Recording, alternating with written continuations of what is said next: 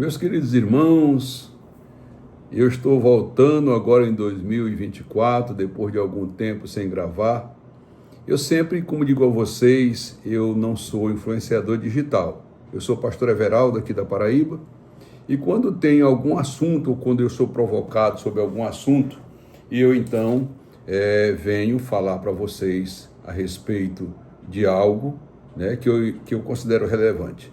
Eu recebi agora de manhã uma notícia de um companheiro nosso, na verdade uma comunicação dele, aqui na Paraíba.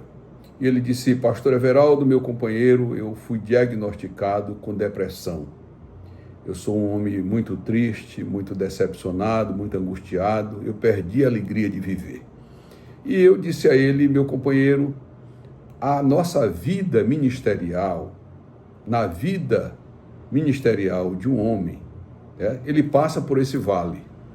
Já dizia Napoleão Bonaparte, é muito solitário ser imperador. E eu digo, é muito solitário também ser pastor. A vida ministerial é uma vida de estresse. Por quê? Porque o ministro de Deus é um homem que tem que ser exemplo, é um homem que tem que ser vitrine, é um homem exigido sob todos os aspectos. Todos têm direito de errar na igreja, mas o ministro de Deus não pode errar. E muitas vezes nós ficamos agoniados e até revoltados. Por que eu não posso errar se todo mundo erra? Se eu sou humano? É porque nós somos vitrines. Nós somos exemplo dos fiéis, assim disse São Paulo. Nós devemos nos policiar, nós devemos nos escrutinar cada dia mais. Então nós devemos cuidar de nós mesmos, cuidar do nosso ministério, e isso muitas vezes nos leva a uma situação muito degradante de estresse. Eu quero dizer aos irmãos e aos amigos que eu não sou médico, eu sou advogado, mas passou-se muito tempo, principalmente no meio evangélico, dizendo que a depressão era doença do demônio, era doença do diabo, E hoje a gente viu que está provado cientificamente que a depressão é uma patologia como outra qualquer. Agora, as causas da depressão, muitas delas têm causas malignas, a gente não pode dizer ao contrário.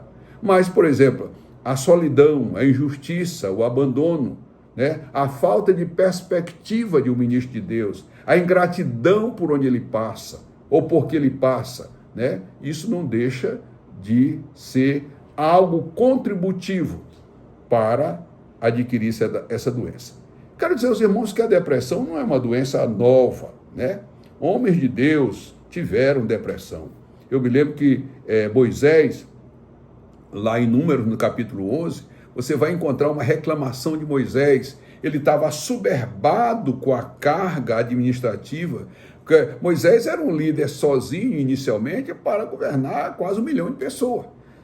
Ele recebia as reclamações das diversas matizes. Foi preciso Jetro, seu sogro, intervir e dizer: você não vai conseguir fazer isso tudo, você não vai conseguir tocar isso, porque muitos líderes, meus amados irmãos, eles pensam que são deuses, semideuses. Pastor quer fazer desde comprar tinta até administrar a tesouraria, até administrar uma convenção. E não é isso. Você tem que delegar atribuições. Então Moisés estava tão sobrecarregado com a queixa do povo, porque geralmente o pastor é um homem que recebe muita ingratidão, muita ingratidão. Se há uma coisa que é ingrato, é crente. Crente é bicho ingrato, Então, muitas vezes o pastor se desespera, e Moisés se desesperou. Moisés pediu para morrer. Moisés pediu literalmente que Deus o matasse, Por quê? Porque ele não estava aguentando mais aquela situação. Teve depressão, não há dúvida nenhuma.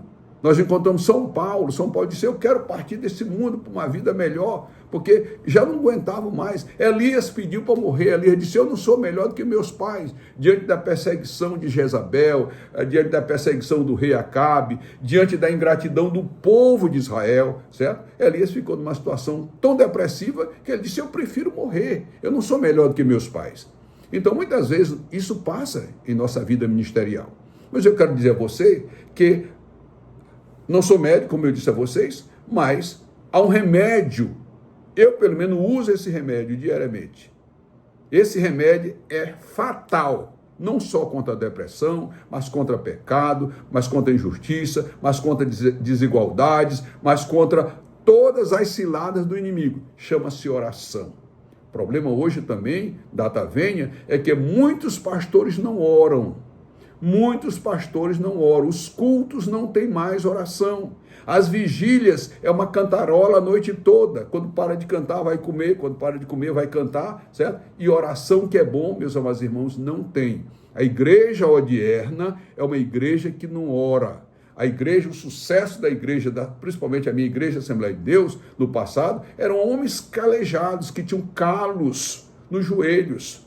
Hoje a preocupação dos pastores, com várias e honrosas exceções, é só com dinheiro. Se faz congressos e congressos para arrecadar dinheiro, né? Eventos e eventos para arrecadar dinheiro. A igreja não sai para a rua para ganhar almas.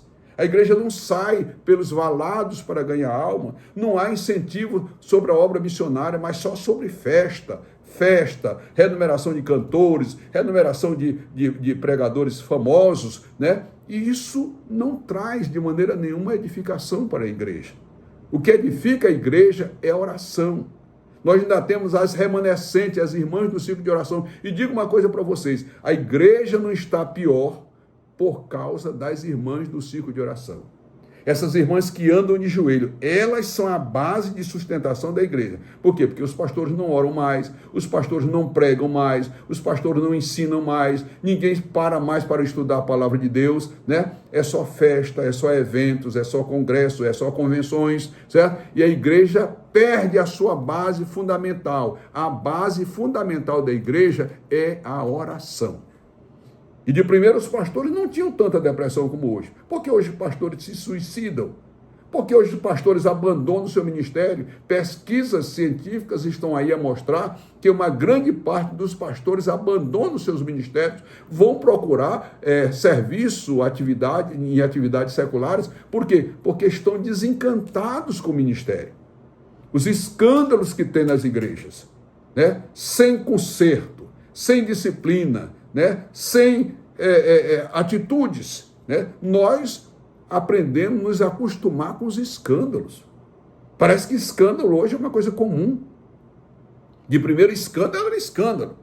A Bíblia diz, ai daqueles pelos quais vem o escândalo, certo? Mas hoje os escândalos são tão periódicos, são tão permanentes, são tão a miúdes, que parece que a gente se acostumou com os escândalos. E o resultado disso é que nós não temos mais lenitivo, a gente não tem mais reserva espiritual, certo? Para enfrentar dificuldades, o desafio, as tribulações da vida. E consequência disso, pastores em depressão, pastores atribulados, certo? Nós vivemos com gosto do poder, a fim de, e para manter esse poder, nós perseguimos, nós compramos, nós subornamos, né? E o resultado disso é que nós estamos com a mesmice do mundo odierno, do mundo secular. O mundo entrou na igreja, que era para a igreja entrar no mundo, o mundo entrou na igreja. E as lideranças sofrem, porque muitas delas ou aderem essa onda aí de músicas gospel, que não tem nada de evangélico, que não tem nada espiritual, ou eles aderem, ou o povo vai embora. E por que isso, pastor Everaldo? Porque o povo não é doutrinado. O povo não é doutrinado. O povo não vê exemplo em nós. O povo não olha para o seu líder hoje e diz assim, esse é o líder, esse é um homem de Deus, né? As pessoas estão hoje decepcionadas com muitas lideranças, principalmente na Assembleia de Deus.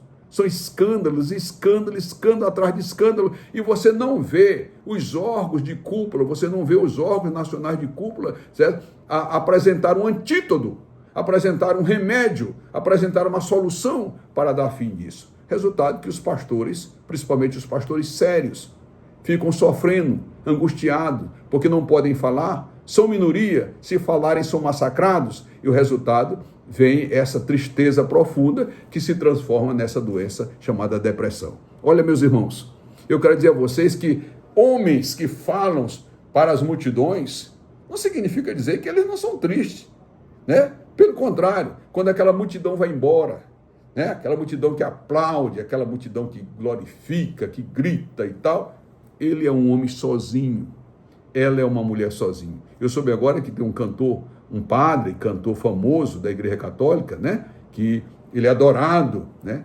Pelo Brasil todo, pelos católicos, agora está com depressão. Como é que se explica? Um homem rico, famoso, belo, né? Um homem aplaudido onde passa, certo? Está com depressão. Por quê? Porque não é a multidão, não é a multidão para o qual nós pregamos que nos traz paz, que nos traz refrigério. Muito pelo contrário. O que nos traz refrigério é a nossa comunhão com Deus. É a nossa comunhão com os nossos irmãos, pastores que não se falam. Como é que se explica pastores que não se falam, do mesmo ministério não se falam, da mesma convenção não se falam, da mesma região são maus uns com outros?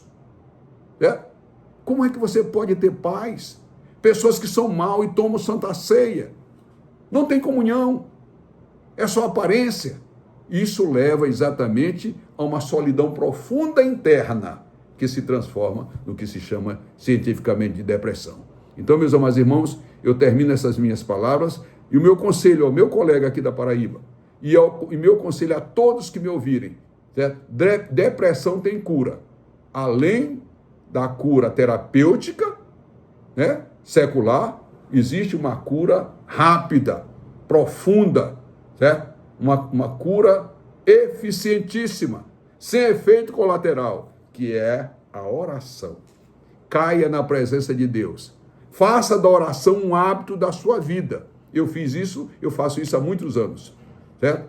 Faça a oração um hábito da sua vida, que você vai ver que não tem depressão nenhuma, nenhuma tristeza, nenhuma tribulação te suplantará, porque o Senhor virá e te dará conforto e lenitivo. Afinal, Ele é o príncipe da paz. A Bíblia diz que a oração pode muitos seus efeitos. Eu vou mais além. A oração pode tudo, tudo é possível se resolver através da oração. Grande abraço a todos e até uma nova oportunidade. Um abraço em nome de Jesus. Tchau.